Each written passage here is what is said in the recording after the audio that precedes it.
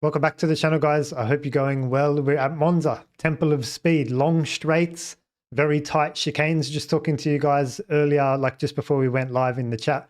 And I think it was Mayq that said, yeah, all the Italian tracks just happen to have chicanes, Imola and Monza. And I said, yeah, because historically, I think this is the reason why when the Italians were building the tracks, they're like, we've got mad engines, but we don't have any downforce. So what we'll do is we'll just put these big straights into these tight little chicanes where we can't lose too much lap time into another big straight. And, you know, fingers crossed with our engine power, we'll win the race. So very cheeky, but Temple of Speed, mad track, back to chicanes. You know, last time we were talking about long corners of constant radius and all the four options that you had: tight line, short corner, early turn in, and geometric. And we don't have any of that this weekend. So we've got, yeah, 3 chicanes. You've got the first chicane, second chicane, Ascari chicane, and then you've got Lesmos 1 and 2. Lesmos 1 presents an option for a nice gentle turn in. Like you can sweep in from a bit wider and load up the front of the car a little bit more. Maybe you want to do that in quali, but in the race, if you can just be half a car width inside and turn less, that's about it as far as tight lines go. There's absolutely no short corner action this weekend. The last corner is increasing radius, the parabolica. So that's where traction is generally going to be important because you're turning and on throttle at the same time. But because parabolica is so fast, you know, downforce is so significant and active, you don't have that many problems. Not like Spain turn 10, I think it is, yeah, turn 11 actually in Spain.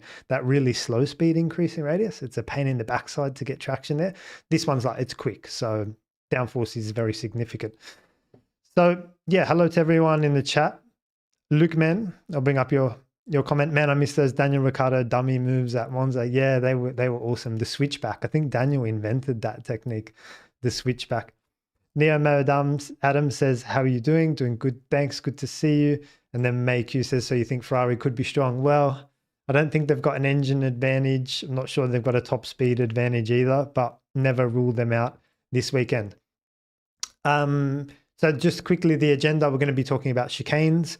We're going to be talking about high-speed braking and braking when, you know, braking into these tight chicanes when downforce is really active, really significant. What's going to be the technique and what tools and options do you have?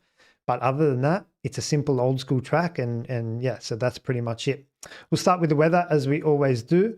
I'll just bring your guys' questions down. Let's have a look, see what we got. So I'll bring it up on the screen in front of you. And if you haven't seen it so far, there it is, bang. So what are we looking at? So Friday, a lot of rain overnight in Friday. 10 mil is decent. That's more than we got in Netherlands. Hot conditions, 26, 26, 25, 25, 26. And then pretty much dry thereafter. Potentially a little bit of a wet track for FP1. That's about it. So yeah, really hot conditions as well. Who does that favor in the race? Look, I mean, he who cannot slide the tires. And if that's McLaren with the most downforce, then that's McLaren. There's no tire water. There's no rubbish going on. It's just, you know, they're not sliding the tire across the surface. When you slide it, you heat it up. And when you heat it up, you slide it even more. And when you slide it even more, you heat it up even more. And McLaren just avoid that vicious circle and vicious cycle. So let's talk about them in the key drivers approach for this weekend and what they need to do. Well, let's start with them, the Lando and Oscar.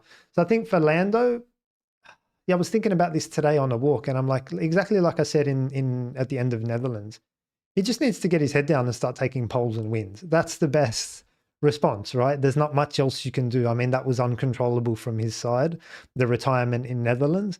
It was pretty cool, by the way, like not for Lando, obviously, but just to see a retirement in F1 and see Max come past and the crowd go crazy. And if you watch some old school races, like go back and watch some 04, 05 races, like people are just retiring all the time. And I think it adds to the drama and adds to the excitement a little bit more. So imagine a situation where we go back to V10s, we just rev them super hard on some organic fuel. And then sometimes they blow, sometimes they don't blow, but they're really mad, they're high performing. You know, they're screaming, and it's just back to that old school F1. So this obviously wasn't that situation. It was something like an oil leak or something, loss of oil pressure. But yeah, that's what Lando needs to do. He's just got to get his head down, crack on, take a few wins, take a few poles. He's certainly capable of that. And he needs to find another level in order to be able to do that. I think lately delivering in qualifying under pressure, when he's been quick all weekend in Netherlands at crunch time, he's got to just put pen to paper and get it done. The front issue is not a thing anymore. We've been to tracks with long corners of constant radius in Netherlands, Hungary. I haven't seen him turn in and the back step out at all. So that's a really good sign. I think he's happier with the front now. Everyone's happy with the front. Oscar's happy with the front. Lando's happy with the front. And he just needs to crack on. If anything, if it was me and if I was in Lando's position, I had that engine failure, it would make me feel grateful for the times when the car does finish, because every race is an opportunity to take a win in that orange machine. And so when it's taken away from you like that, like that's what the rest of the grid are dealing with. They don't have opportunity to win.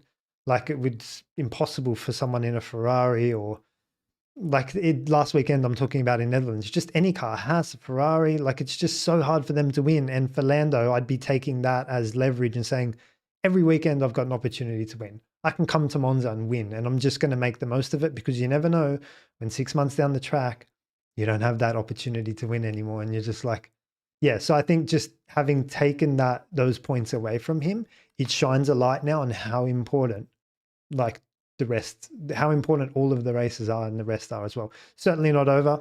Anything can happen. So that's the approach I think Lando needs to take. For Oscar, well, it's a really good position for Oscar. He can afford to race hard wheel-to-wheel Lando. And he can afford to just, yeah, when they're in combat, he can afford to be uncompromising. Because if you imagine that they come together, that's one less race that Lando has to claw the championship back. At the moment, we've got like 9 races left and 34-point gap.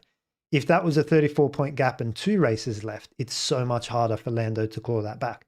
So if you, like in football, you know how you kick the ball into touch just to wind down the clock a little bit? It's like you've got a 1-0 lead and there's 40 minutes to go. Yeah, that's a problem. You've got a 1-0 lead and there's 5 minutes to go. You can just hold the ball, play it back, kick the ball into touch, and you don't need to do so much work. So I think if Lando starts to attack Oscar, Oscar starts to attack Lando, he can raise his risk appetite, knowing that if they come together, and, you know, generally when you come together, there's just a chance that both of you, obviously there's a chance it affects Oscar more, a chance that it affects Lando more, or a chance that they both come off like worse for wear. But yeah, if I was Oscar, I'd be like, there's nothing to protect anymore when you're racing Lando. And he just needs to be mistake-free for a few races, I think. Let me know what you guys think in the chat about that. Like, what do you reckon from Oscar's risk appetite? I don't think Oscar would change anything. Just knowing his mentality, he'll just be like, yep, another week, try to get another win, and that's it. He won't change anything. But there may be that wheel-to-wheel battle that might come up, and you'd rather come together than see Lando drive past you. That's all I'm saying. And it's sad because it's like not the cleanest way to win a championship or wind down the clock or kick the ball into touch, but sometimes you got to get it over the line. So it'd be interesting to see at which point that becomes a thing, you know. Does Oscar do that? And yeah, I don't think it's in his personality or character to do that, but it's an option for him. I think all he really needs to do is be mistake-free for a few races, and then he can stretch out the lead or even maintain it, and it's fine. And Lando needs to get his head down and do the opposite. He's got to take some poles and wins and get some points on the board. Let's start to talk about chicanes. I'll jump you guys over to the whiteboard. If you have heard all of this before, firstly, repetition is key, right? Some learning and repetition and learning, it's part of the, yeah, it's just sometimes you'll pick something up from me here or from another video, or you may have heard it again and you get a different insight the second or third time. So apologies if you've heard it before, but repetition is key. And you've got to remember that sometimes there's new people to the channel as well. They might not know anything about chicanes and haven't seen the videos of Imola or Canada. They've just come in. Maybe some Dutch fans from Netherlands have just come in and subscribed, and that this is their first live stream, for example. So they're going to want to hear all about chicanes as well. So if you're not familiar, I've got like a framework that seems to be holding pretty well at the moment. It's the 7 technical corners. So you've got chicanes, hairpins, S's, double apex corners. There's 4 in one category. And then you've got 3 long corners. Long corners of constant radius, which we had a lot in Netherlands, Hungary, increasing radius and decreasing radius.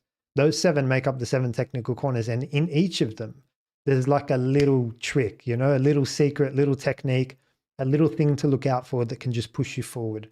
And if you focus on that, then I think you'll have a good weekend.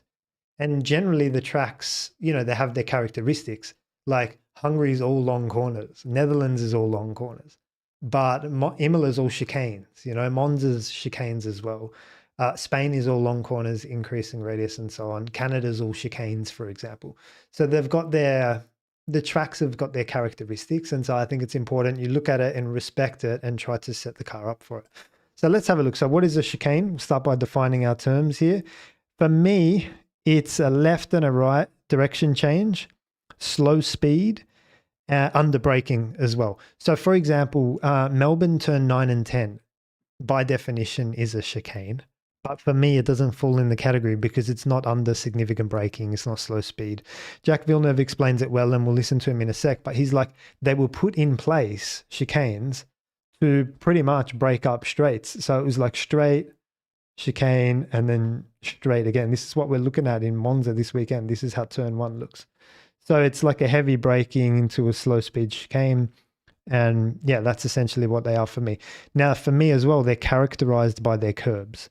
Every chicane has completely different curbs, curb profile, entry curb, exit curb, another exit curb over here, sausage curbs potentially. There's all different shapes, sizes, colors, and that's what your track walk is for, guys. You want to suss out these curbs and make sure, like, yeah, you got a good read on them, and you can get down and have a look at them and, you know, make a better assessment as to whether you can ride them.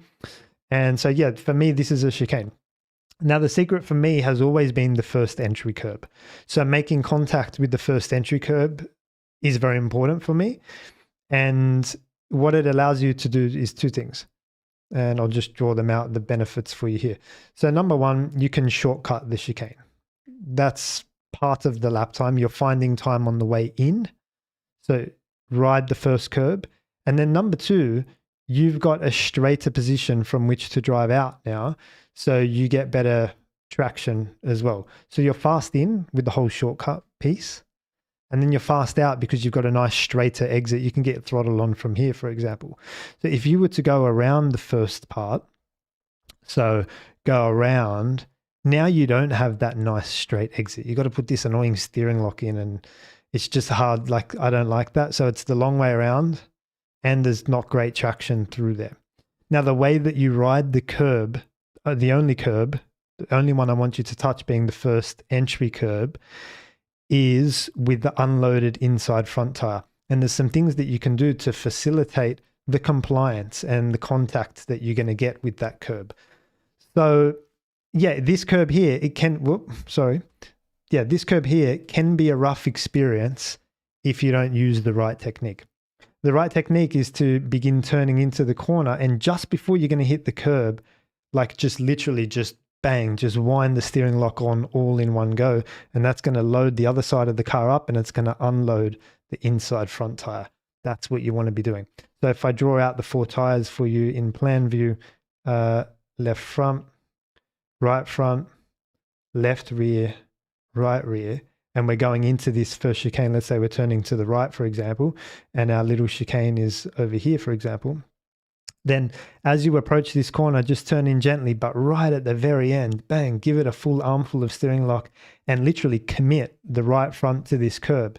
And what that does is it pushes lateral force across, called roll, and it unloads this tire. Unloads means it hasn't got heaps of weight on it. It's kind of slightly off the ground, slightly in the air, or even if it's on the ground, it's unloaded at least. It hasn't got pressure. So that means that when you go and connect it in with this curb, you have a compliant experience. So you can achieve number one, shortcut the whole chicane. And once you've done that, the rest is all peaches and cream. You don't need to do too much on the exit. Open the steering wheel, bury the throttle, do a bit of short shifting on the way out if you have to. Happy days, Bob's your uncle. That's the theory anyway. Now this seems to work 9 times out of 10. I haven't seen too many examples where this doesn't work. We'll talk to it in a minute with regards to Imola and like a lot of the drivers not using it and the current gen of cars being so stiff and so heavy and everyone's saying, well, this is not possible. And I'll hang on a minute, let's have a look at what the different drivers are doing, who's quick, who took pole, who did well, whose car could ride it. And even in the worst case, I want for drivers to just explore. That's what your practice session is for. You know, suss out the curbs. How do they feel? If they destroy the front wing or whatever, put a new one on and don't touch it again. Like, that's what I want to see. So a lot of people sometimes comment on my short form and they're like, well, how do you know every car is different? And I'm like, they're not even trying. Like, I haven't seen, out of 20 drivers, maybe I see 2 guys try it. And it's like, well, how can we then know that it's the car when they haven't even made contact with the curb? Make contact with the curb, break the suspension or front wing or floor or whatever, and then tell me the cars can't do it. Do you know what I mean? But until then, there's not many drivers showing curiosity out there. And that's a big piece that you guys, if you've been following the channel, you'll know curiosity is super important. So then obviously in Imola, this was important. In Monza this weekend with 3 chicanes is going to be very important as well. And yeah, let's listen to Jacques Villeneuve when he was trackside at Monza. Pretty much said what I said, and I was quite surprised. I'll give you guys my reaction in a minute. There's Jacques Villeneuve trackside for us at turn 14. Over to you, Jacques. Yeah, Variante Alta, if you use names like we used to in the past. And it's an exciting place to be, because you really see the drivers at work, the aggressiveness, the precision in driving, and there's an art to going through these chicanes. You know, the old-fashioned kind of chicanes that were put in place to remove a straight line back in the day. There's curbs, and the way to take a curb is very specific. You want to be able to hit the curb when your inside wheel is slightly offloaded so you don't get a big jolt. And the drivers who manage to do that, they don't bounce up that much. That means that their tires stay on the ground, and they all avoid the second curve, because that's when you have to get on the power. You don't want the car to be bouncing there. So you need a car that is very, very directional, that changes direction quickly, that is precise. And that's how you can go quick through these corners. And you see which driver is super aggressive and trusts his car. And they manage to just go through these curves. I've seen some cars today, the Red Bull, was the front end was bouncing up a lot, very harsh. And some other cars, the Haas particularly, would go over the curb as if there was no curb. So either the setup of the car, the driver managing to just unload the front wheel a little bit when he hits that curb, manages to land in the second part of it, and then direction change and get on the gas. A lot of time can be made here, but so easy to make a mistake, because you carry a lot of speed and momentum into the corner, and sometimes the rear wants to come around just when you do the direction change, because you've been maybe going a little bit of understeer, and you don't want to understeer in these kind of corners. You lose 2 or 3 tenths super easily. You also hear some drivers downshifting 1 gear more. That's to slow the car down, to put maybe a better front end, to make the car turn around. But the cars that are really well balanced don't need to go down that gear, and it's just super smooth. As I said before, when you see them go well, it's as if there wasn't a curb. Back at you. So, like, when I heard that from Jack, I honestly didn't like. So some drivers, they know how to take chicanes, but they can't explain it in a way. And I just feel like hearing that from Jack, like, validated everything I'm saying. The first entry curb is going to be key. And yeah, from there, everything straight line traction, short shifting. I think the biggest piece is the shortcut piece. For me, like, if you can afford to shortcut the track as much as possible. Yeah, and obviously when you got, it's both of them. It's time in and time out. So yeah, lovely to hear that from Jack and verify everything we've been saying. So let's talk about what's been happening this year then. I was a little bit disappointed when we got to Imola, and I was like, none of the drivers seem to be trying. Again, I spoke about this just before, like, try the chicanes, suss them out, feel them, even just start slowly in practice. You don't need to, like, just clobber them in the first instance. Just try them, suss them out, see how you go, and go from there. That's part of your practice. So I was a little bit disappointed in Imola, not many drivers trying. And I kept looking at the turn 1 entry curb, saying there's opportunity to try. A lot of the drivers aren't trying. So this is an example of Charles, for example. All weekend, he didn't go near them. Some of the drivers tried, but they tried on the exit curb. Exactly what Jacques Villeneuve and I are saying do not do. That's very different. When you're doing the exit curb, when you're exiting the chicane, all you want to focus on, open the steering wheel, bury the throttle, short shift. That's all you need to worry about. There's no need to take curb, because that's going to unsettle the car. That's going to delay when you can get your foot flat, right? So these are 2 drivers, 2 of the rookies, if you want to class Liam as a rookie, maybe not. But anyway, Liam Lawson and Franco Colapinto, they're touching the exit curb here in the first chicane. This is Liam, and this is Franco. Have a look at both of them. Unfavorable outcomes. So like, yeah, you would think at this level, like these guys would know better. Just, yeah, the entry curve. And it's just so interesting that at this point, those guys don't know about it. Who I thought was doing really well, Alex Albon in the race. He had such a strong race and such a strong finish to the race. He was the first one that I saw to explore this first entry curve and have favorable outcomes. And I showed you guys the telemetry last time out, like Alex was able to get on throttle earlier, harder, faster, chase down Leclerc on the exit, start to mount attacks. That's so important as well. So the other place that we started to see a bit of chicane action was Canada. Yeah, this is interesting. Have a look at this. This is a side-by-side of the qualifying between George Russell and Max Verstappen. I think George got pole and Max got P2. This is turn 6 or 7. And yeah, George with the entry curb, again, doing exactly what I just said on the whiteboard. Here, shortcut and traction. And go back over to the images. George here can get into this corner a lot better. He's got the unloaded inside front. He's putting on slightly more steering lock than Max as well. That's what I spoke about. The more lock you add, the more roll you're going to give. You're going to unload this left front a little bit more. Bang, you're going to get a nice compliant experience across the inside entry curb. And for George here, he can just get on throttle. Like the rest is just peaches and cream. He can just open up this corner, open the steering wheel, bury the throttle. Max has got a little bit more work to do to get this thing around this corner and straighten the steering wheel. Like I drew it on the whiteboard in the red line, but essentially Max is, he's going to be turning later. He's going to be turning the steering wheel later on in the corner. It's going to take him longer to get his foot flat through here. There's some telemetry I think I had a shot of, so give me a sec. I'll see if I can bring it up for you guys. Yes, I do have it here.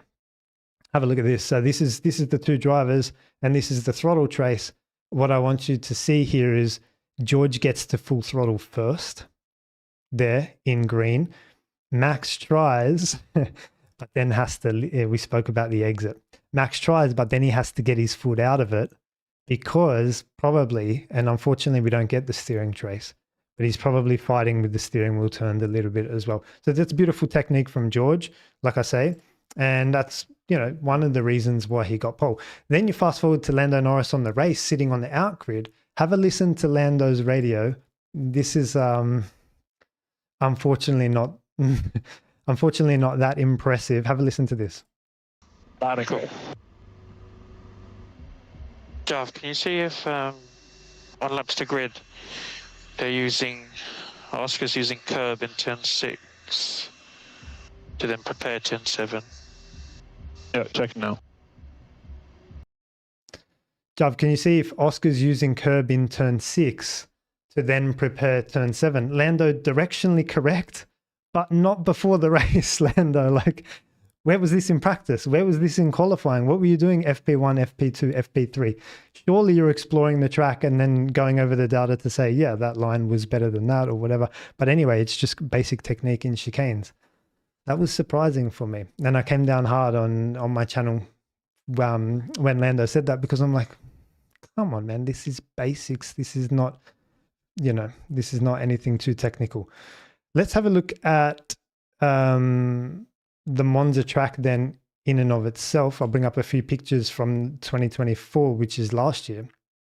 Again, this is what the track walk is for. I feel like it's a better opportunity to just suss out the curbs a little bit better and have a look at them in a little more detail when you're not, you know, flying past at 1,000,000 miles an hour. You can feel them, you can go up to them, you can have a look at them. I just think it's better to have a look at the track walk. And then if you're paying attention to detail, you're going to be rewarded for that. So this is the first one. This is the first chicane. This is, what's it called? Retifilo chicane, the first one. I'm just bringing up my track map for a sec.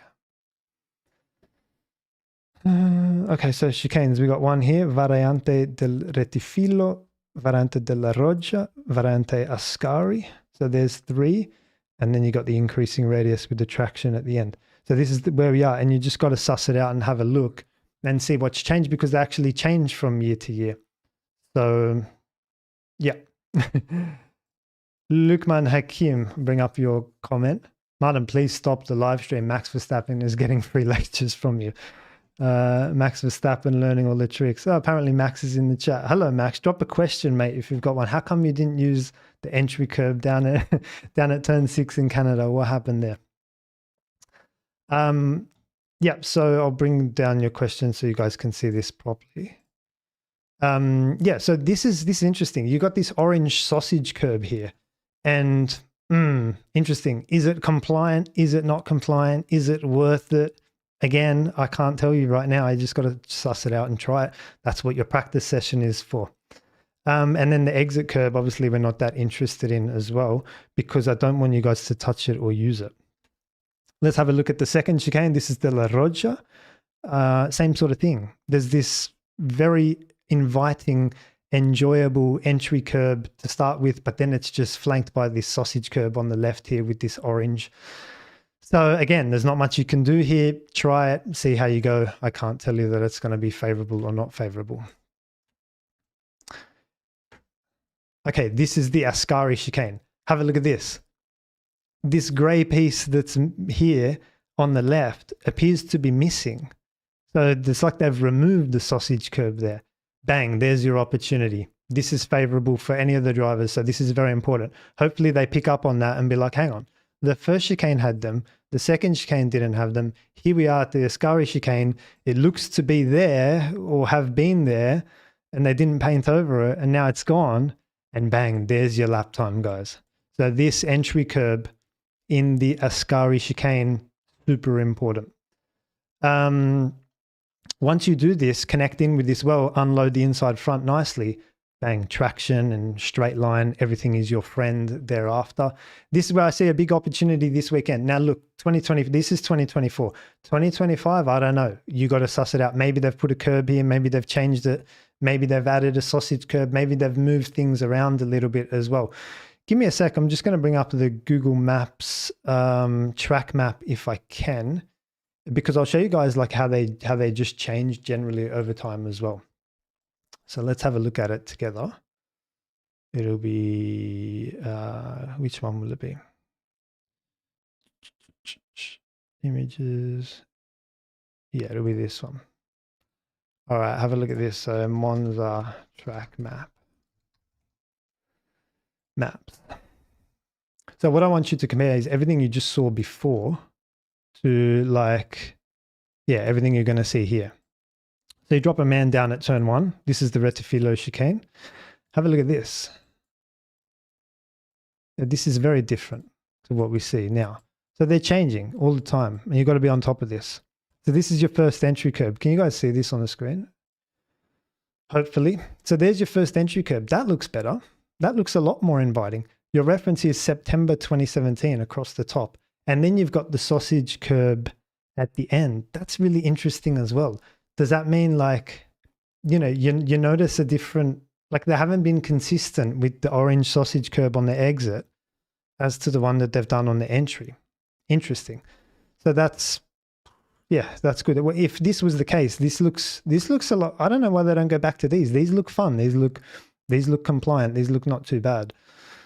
So again, it's just part of your track book. Let's have a look down at the second one, the La Roja chicane, and see what's going on. What did they do back then in 2017? Yeah, again, favorable. You can see some rubber on it. You can see it's missing a bit of paint. A lot of cars have been using this curb. And then the exit curb, we're back to the sausage situation again as well.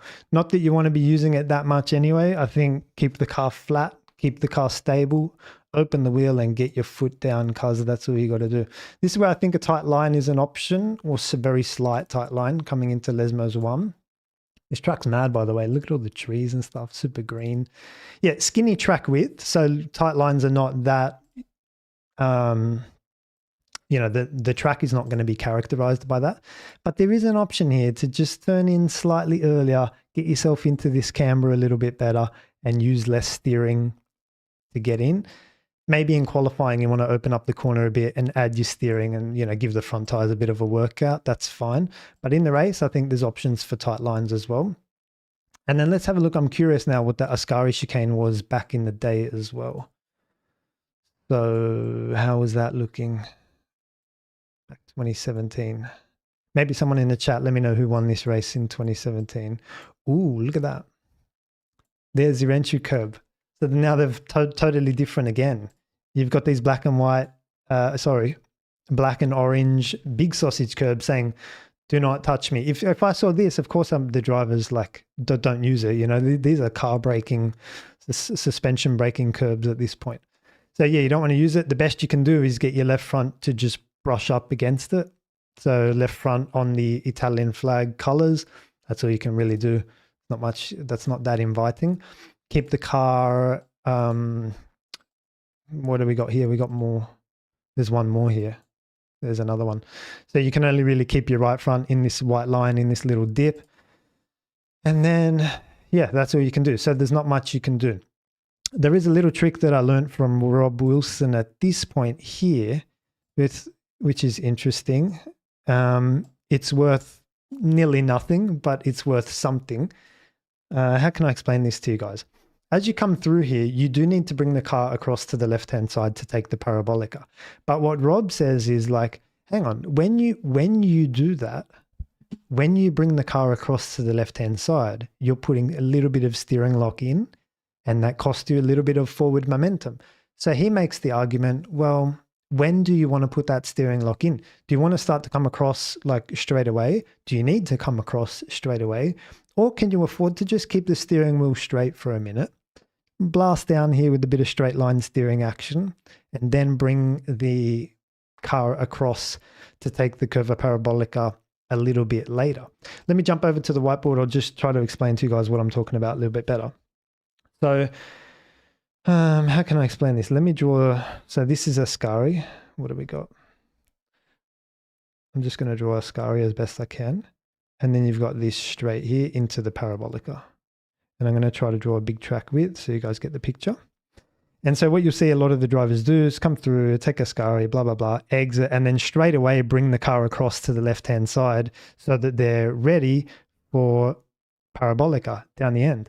And what Rob Wilson argues is, hang on a minute, this is a critical point here, a critical piece of acceleration that's the car's going through at that point. You might exit in 4th, 5th, 6th gear. I don't know. Maybe Max can let us know in the chat. Max, what gear do you exit here, mate? and there's some acceleration that has to be done here. So Rob makes the argument, hang on, keep the steering wheel straight for a little bit, do your acceleration, and at this point in time, you're actually you'll be ahead of the red line because our friend in Reds put in a little bit of steering lock. And then right at the end, like once you've reached your terminal velocity, then bring the car over. And the way he makes the argument is like, if you were to miss one gear down the straight, if you were to miss, let's say a shift, for example, like a dodgy shift or something, if you were to miss first gear to second gear, that's going to cost you a lot of straight line speed because all the way down that straight, you're getting caned and paying for that penalty. Whereas if you were to miss the shift of 6th gear to 7th gear at the end of the straight, the penalty is not as big because all of the acceleration work has already been done.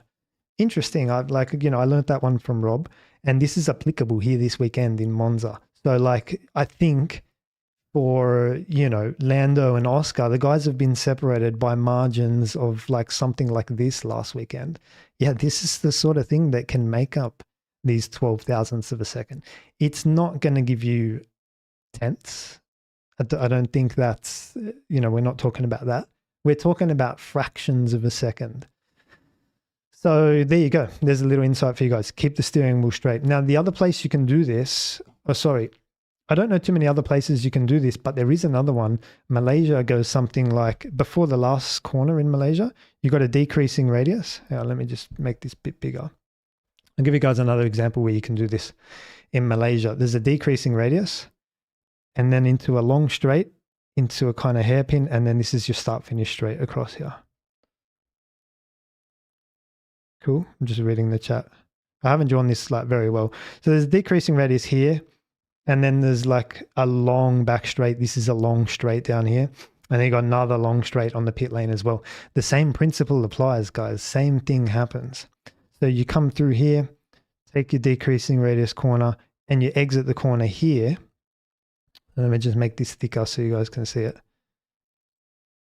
Come through, exit the corner here. Now the question is, when do you bring the car across to the right-hand side down this long straight over here? Rob would argue, hang on, just go straight for a minute and then bring the car across at the end and then take the corner, because you're going to get nice acceleration through that straight period.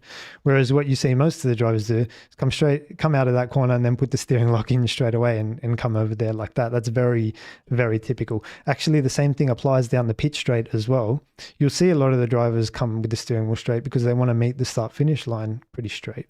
But yeah, those that carry on and put the steering lock in later. I guess the only time it can go wrong for you is when you put too much heavy steering at the end. So it costs you as well. You kind of lose what you gain. So like, yeah, you're gaining down here while the steering wheel is straight. But then when you put it in, if you give it too much steering, like too abrupt of steering lock, then that's going to cost you as well. Whereas the red, you're obviously smooth. But there is a compromise. There is a compromise and balance to be struck here. I don't have all the data, but what I would suspect, if I draw it in orange, this is what I would do. I'll draw it in blue for you guys. This is what I would do in blue. I would, yeah, just let the car breathe for a fraction of a second. Don't bring it across right at the end. Don't bring it across right at the start. Sometimes the best thing you can do, let the car breathe for a fraction of a second and then start to just bring it across gently. So it's gentle. The critical acceleration period has been done. You're still coming across, but not too late. Everyone's happy. So that's probably the best thing to do. So that's what I'd do. Does that make sense? Guys, let me know in the chat if you had a question or if this makes sense. But I'm talking about between Ascari and Parabolica. When do you bring the car across? I've still got the, yeah, when do you bring the car across? You know, so Rob would argue, do it straight away. I would argue, Rob would argue, do it right at the end. Then I would argue, right at the end is a little bit too much lock that has to come in. I'd do it kind of midway down the straight. Once the critical, you do a few gears and then maybe under this bridge, bring it across nice and gently. Bringing it across gently is also important because, again, you don't want to scrub off any speed down here. I mean, this track's got 3 chicanes and like 3 corners. So you guys might be listening thinking, this is not important. But like, again, if around Netherlands, the gap between Piastri and Norris was 12 thousandths, imagine what it's going to be around here. Like, it's not many corners, guys. So very important that all these things nailed. I'd be trying it in practice as well. Like I say, try it in practice. Like, it's going to depend largely on the run you get through Ascari. Try it in practice and hopefully just normalize for the run in Ascari and then just suss out, did I get any more top speed by keeping the steering wheel straight? Oh, sorry, not top speed, but did I get any more acceleration by keeping the steering wheel straight? Or was it better if I was able to just bring the car across later or early on? So, cool. All right, what are you guys saying in the chat? Let's bring up a few questions. Is it maybe mentally easily for drivers to perfect the next corner if they have more time to approach it at the angle? Yes, but, you know, we're talking about small marginal details. If you're the best in the world, you should be able to bring the car across a little bit later and still prepare yourself nicely for the Parabolica. Yes, you've got less time to do so, but what else are you going to be thinking about down that straight? You know, if you're there too early, you're wasting acceleration. If you're there too late, you're not prepared. It comes back to everything I just said. Just let the car breathe for a few shifts and then bring it across. That's all you got to do. So you've still got time to prepare yourself for Parabolica. You've still taken advantage of the acceleration with the steering wheel straight. Everyone's happy. You bring it across and you prepare yourself. Nice flat car on entry to the Parabolica. All good. So that's what I'd do. What are your questions? Neomo Adam, is there a chance that this year Red Bull is going to be better at here? Last year they didn't have proper low downforce swing. I'm not sure what upgrades, packages. I mean, never ever write off Max. For sure he's going to be strong. So yeah, if he was strong in Netherlands, then yeah, for sure he'll be strong when he loves these sort of fast places. You know, I don't think he likes too much mucking around in slow speed. Either Max will be quick and McLaren's will be quick. Ferrari is the question, I'm not sure. But yeah, never write off Max as at September 2025. Okay, let's have a look at what tires are we bringing this weekend. Give me a sec, I'll bring it up on the screen for you guys. Cool. I just want to make sure I covered everything off with the track map before we move on. So yeah, first chicane, can't do too much. Second chicane, can't do too much with that sausage curb. Ascari presents an opportunity. The run to Ascari and Parabolica presents an opportunity as well. And maybe potentially a tight line here in the race presents an opportunity, but that's it, guys. That's all you can do. Cool. So we covered everything off. Beautiful. Oh, one other thing I didn't cover off. Have a look at this. Oh, yeah, we need to talk about braking. Give me a sec. Okay, we need to talk about braking. Okay, so in these situations, you're braking from high speed. Normally, speed and downforce, they're friends. As the speed builds, downforce builds with it. Bang, you can smash the brake pedal super hard. Think about Melbourne Turn 1, for example. Mad corner, you can just hammer the brake pedal there. But in this particular situation, I think I'll be keen to see, you know how we get that race graphic with the brake trace? I'll be keen to see how the drivers are initiating the brake pedal.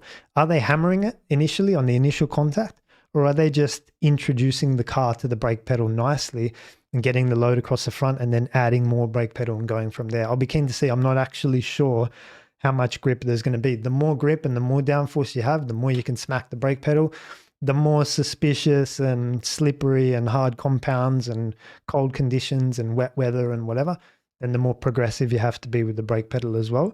So I'll be keen to see, but the braking is going to be very important. Just as I jump over to the whiteboard, yeah, we spoke about Ascari and we spoke Ascari chicane and we spoke about the run, but also the brakes here and here. If you can't use the entry curbs into Della Roggia and Rettifilo, all you've got is the braking. So they need to be nailed as well. They need to be nailed on. So braking point, braking pressure. If you listen to Nico Rosberg, he says something along the lines of delay your downshifts into this corner because you don't want to get rear locking.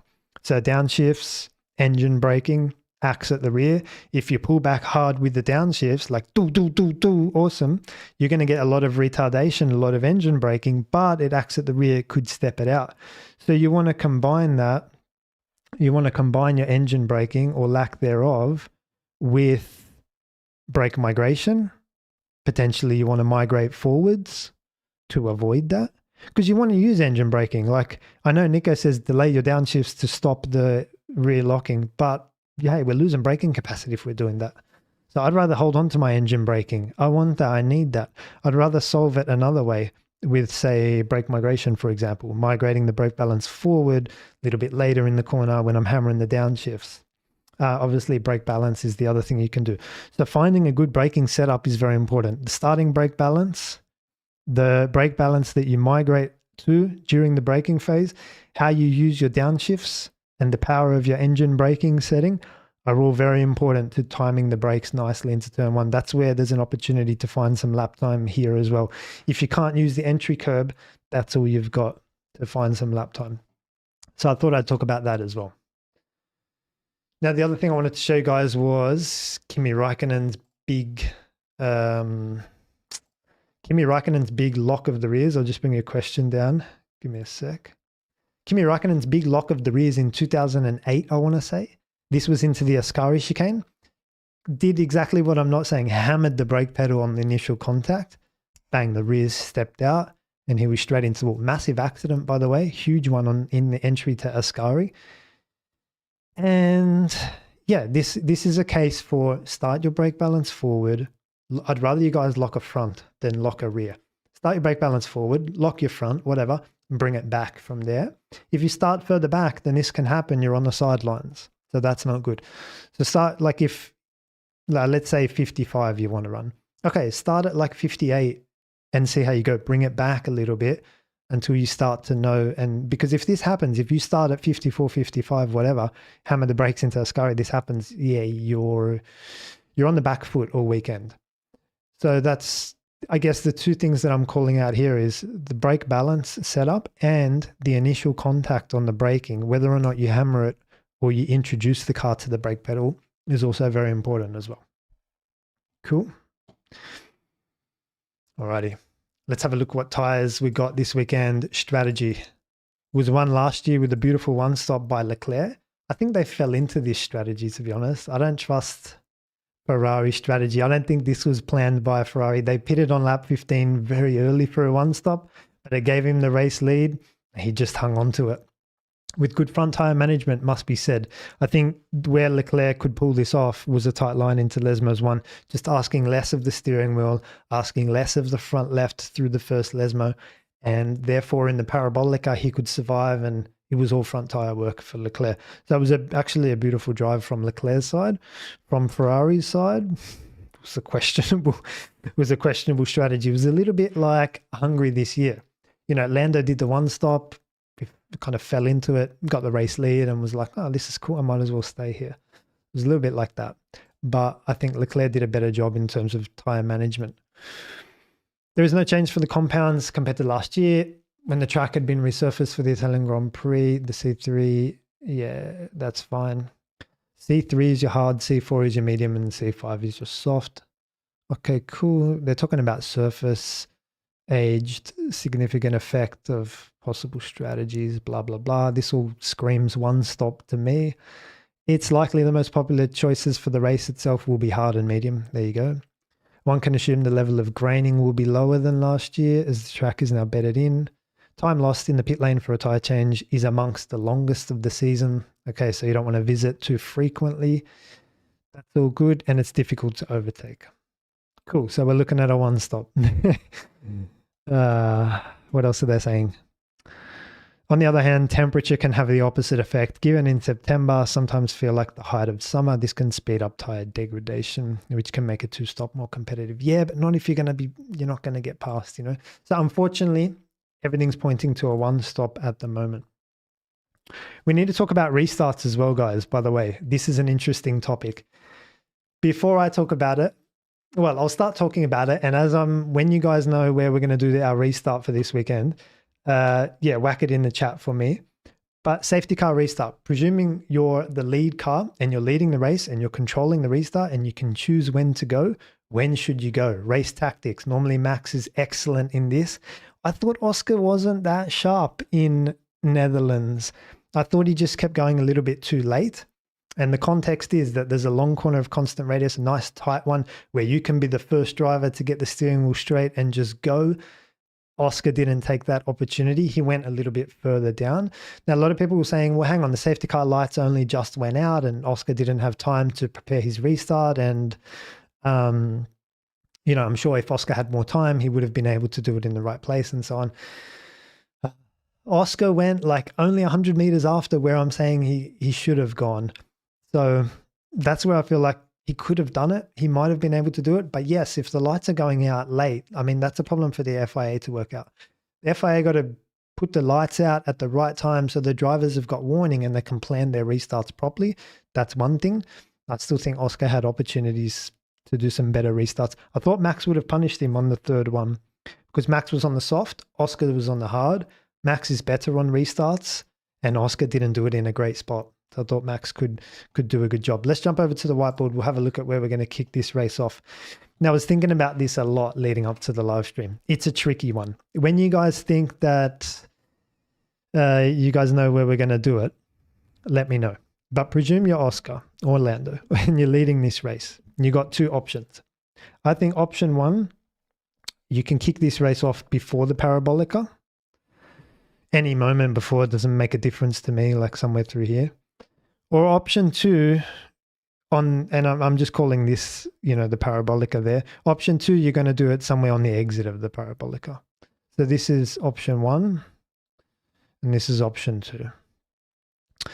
Now let's run through the pros and cons for each. So for option one, before the Parabolica, so let's just talk about option one first. So before the Parabolica, bang, you go into the Parabolica. There's one advantage here, which is the aero wash, which is helpful. You're going to aero wash your friend through the Parabolica. It's going to be difficult for them to follow. So that's good. But the problem with this is you're going to reach terminal velocity pretty quickly. So call it here somewhere, or maybe here somewhere, terminal velocity. And then slipstream starts to burn you down the straight. So that's the pros and cons, I guess. The pro is you're going to aero wash through the Parabolica. The con is that you're going to reach terminal velocity pretty quickly, and then the rest is just slipstream city. Option two is interesting. because let's say you decide to go somewhere here, option 2, yeah, you don't have any aero wash effects, so the other car can be quite close to you, but also there's a lot of acceleration that has to happen. Terminal velocity might not even happen, or might happen very late. So maybe it's hard, like you're not going to get a slipstream from say 60 kilometers, 100 kilometers, 150 kilometers, 200 kilometers. By the time the slipstream starts getting action, then, you know, you haven't reached peak terminal velocity. Slipstream is not going to be that powerful. That's fine. I'm not worried about that with option 2. With option 2, I'm worried about reaction here. So that now that you've come through the parabolica, there's a chance for P2 to get alongside P1. And if you're the wrong side of that, then you're in trouble, because when they react, you go as well straight away, and it's more of a reaction race than it is going to be a slipstream race. And that's risky. The whole reaction situation when the cars are side by side is risky. So if you're P2 and you're chasing down P1 and they don't go before the parabolica, yeah, what you need to do is place your car side by side. If you can get to the inside like mad, if P1's here and P2's here, obviously the leader should be taking the inside if they choose to go here. But if it's the other way around, if you've got P2 on the inside and P1 here, then it's just a reaction race in a way. And there's a possibility that P2 can take the inside and take the lead. For that reason, I would not be doing my restart on the exit of Parabolica. I'd be doing mine here. Take the aero wash. There's no chance that we're going to be side by side down the pitch straight. I can pull to the inside and defend. What do you guys reckon in the chat? Before the Parabolica or after the Parabolica? I'm going to grab a drink. Did you guys say?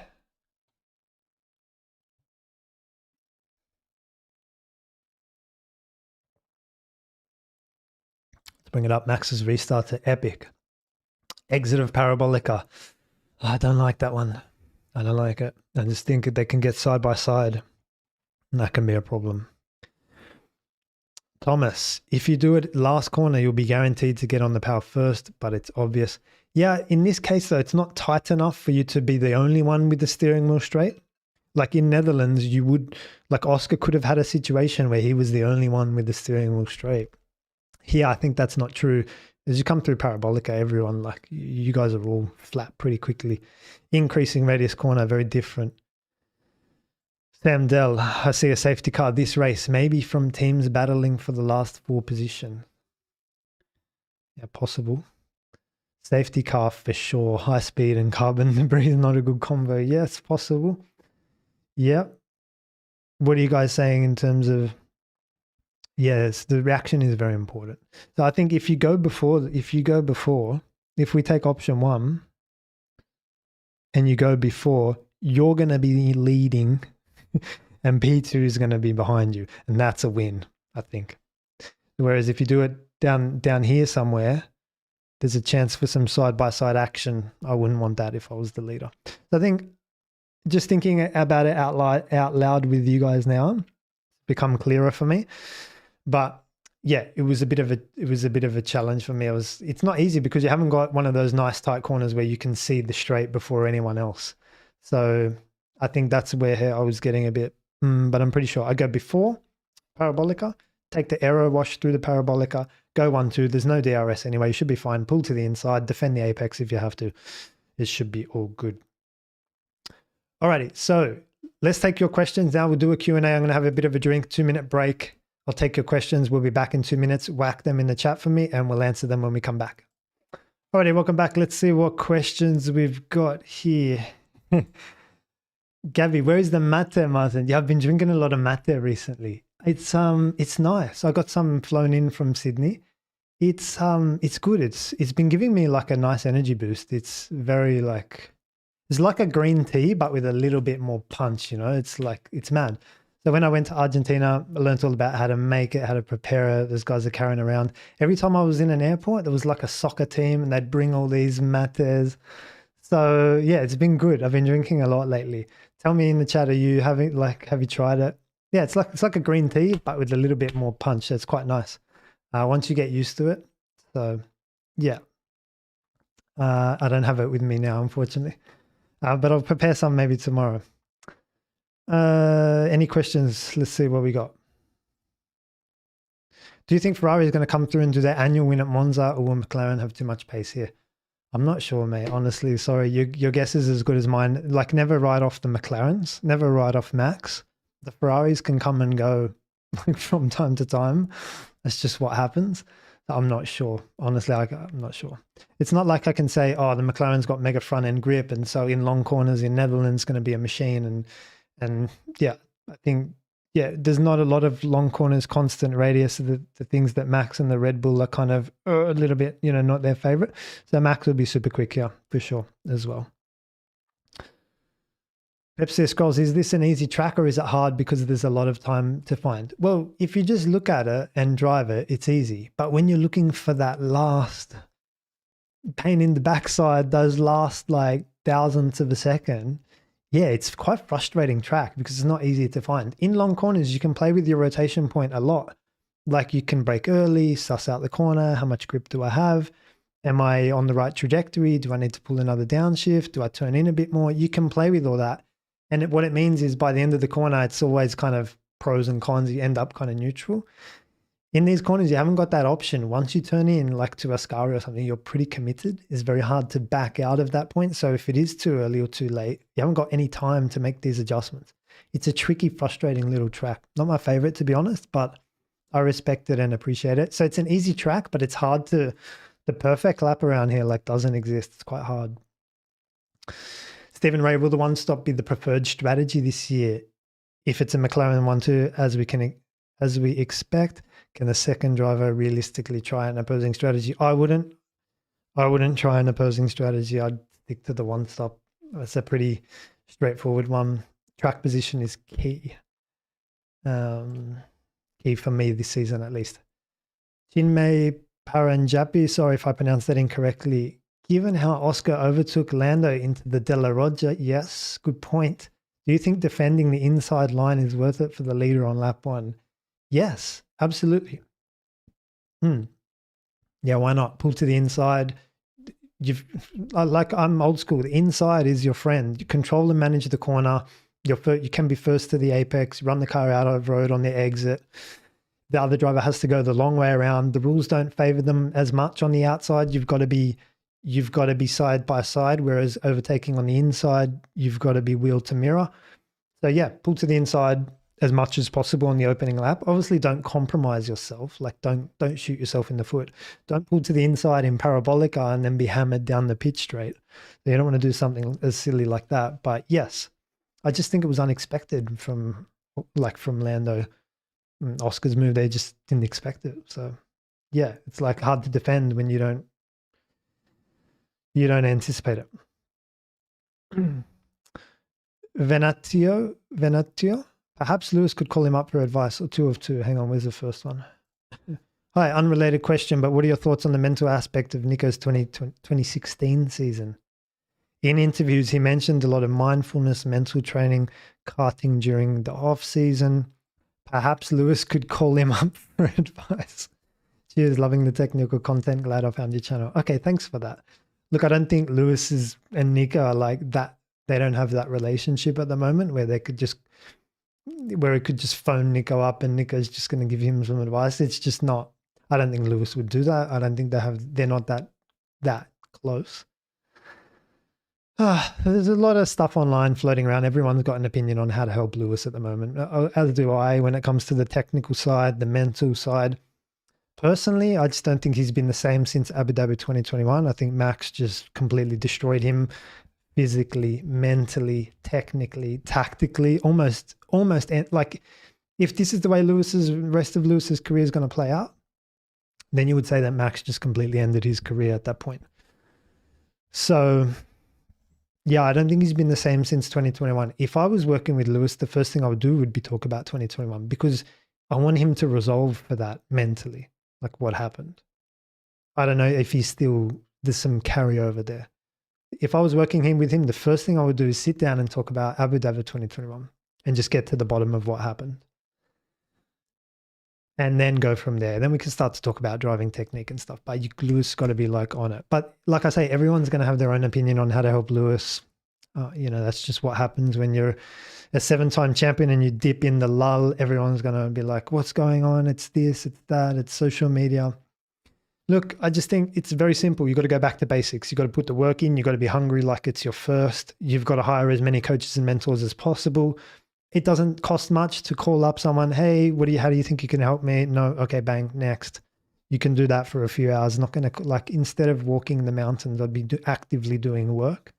So I'm just a big proponent of work and hard work and exploring possibilities as well. Pepper C scrolls, how much engineering knowledge would your driver have ideally as a minimum?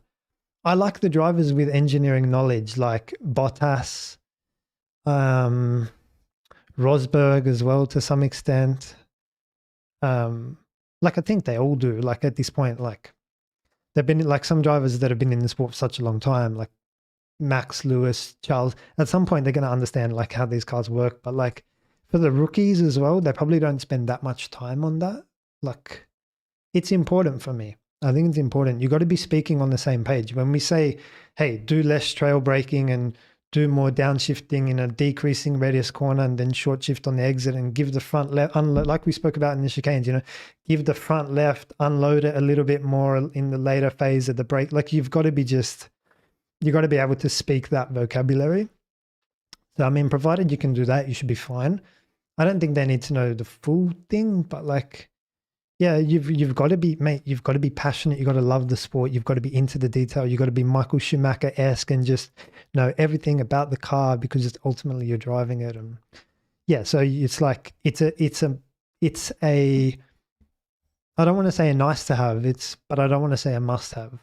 It's you should have that knowledge, I reckon. If you're going to be champion. If you don't want to be champion, then you don't need it. Reco, odd question. Can you skip turn 1 and 2 at the start and gain an advantage? No. No. If you do, you'll be asked to give places back or you'll cop a penalty. Thomas, question. Do you think next year's cars will be better around Monza for taking chicanes? They are smaller, lighter, and have more ground clearance, I think. Yes, hopefully. Yeah, hopefully we get back to racing, overtaking, less dirty air, less downforce, closer cars, smaller, lighter. Ones that are more compliant on curbs would be helpful. Hopefully everything you've said sounds about right. Smaller, lighter. Yeah, I think it's got a lot to do with the tires as well. The tires, the profile and how big they are and all that. I think that's very important as well. So yes, hopefully. Okay. Last question, and then we'll wrap up. I'll give you guys a bit of a summary of the live stream if you've just joined, and yeah, we'll go from there. Last question, who's got it? Yep. Okay, James. In terms of this idea of being curious as a driver, what message do you think the rookies are being told? Do you think they're more focused on playing it safe? Ooh, that's a big question to end the stream. Look, yeah, when you say in terms of this idea of being curious as a driver, for me, that's a non-negotiable. In anything you do, you've got to be curious. You've got to explore. You've got to ask questions. Why, how, try this, try that. You've got to try as much as possible because then you can start to rule things out and go in a nice direction. If you're just going around FP1 and thinking about setup, you're only doing half the battle. You've got to be thinking about car setup, but also trying different lines, trying different parts of the track, trying different curbs, exploring a little bit. Yeah, trying different downforce setups and pressures and wings and roll bars. Yeah, sure, do that too. But you have to be curious. A lot of them do that, but they're not that curious on the driving side. All the different line options that were available in Hungary and Netherlands. How Leclerc took pole was a different entry line into the final corner. Nice tight line. So yeah, being curious 100%. What message do I think the rookies are being told? I'm not sure what they're being told. I have no idea. I have your guess is as good as mine. I don't have any transparency as to what they're being told. I just think F1's a little bit at the moment to social media. You're a superstar. Everyone wants photos and autographs and you feel in a way you've made it. But getting to F1 is literally half the battle. and then thriving in F1, like is a complete another battle. So I think some of them are like, I've made it. Whereas a reverse mentality is like, now my journey begins. Do you know what I mean? They're very different. So like any rookie that's coming in, I would just prepare the hell out of them. For me, they've all been really underprepared. Antonelli, Colapinto, yeah, Hadjar's first race obviously wasn't great, but he's driving beautifully now. I just think they're not coming in. Like the way Lewis came in 2007 was prepared, like really prepared, like nurtured, prepared. They'd gone over everything. They just made sure like, and I just think you got to come in with full preparation. I don't even think they know what preparation looks like physical, mental, technical, and tactical. They might be aware of the physical and do that. They might be aware of the mental. I'm not sure if they do that. Technical and tactical, they might be aware. I'm not sure if they do as well. There's so much to address, like, and that's why I loved in the live stream yesterday when we had Max's old performance engineer. I can't remember his name. What's his name? Bradley Scanes, and he was like, Max would get to a point on the physical and then just pack it up. Once he was fit enough to drive, there's no more lap time to be found on that side of the fence. It's all physical, mental, tactical. It's all technical, tactical, and mental. That's where all the lap time is on that side. There's no more lap time on the physical side once you reach that point. And that's what Bradley was saying in that interview. Was Max is 100% spot on in that case. Cool. Okay, so live stream summary. Chicanes are very important. Your track walk is very important. Max, if you're listening, do your track walk. Go take a photo of these chicanes, send it through to me. It's important. Just have a look. Have they changed? What profile are they are? What parts of the track are people using? These are things you'll see on the track walk that you might not see hurling around at a million miles an hour. And they do change from year to year, as we saw using the Google Maps. So track walks is important. Chicanes is important. The Ascari chicane presents a big opportunity to swallow the entry curb and carry a lot of speed into Ascari. Safety car restarts, we would do it before Parabolica because we don't want to be side by side and we want to aero wash our friend through the Parabolica, and the one stop looks like the play as well. So thanks for watching, guys. I will see you after Friday practice and we'll see how we went with all of those insights. On your way out, please leave me a question, thought, or comment. Definitely helps boost the channel moving forward, and I'll see you there.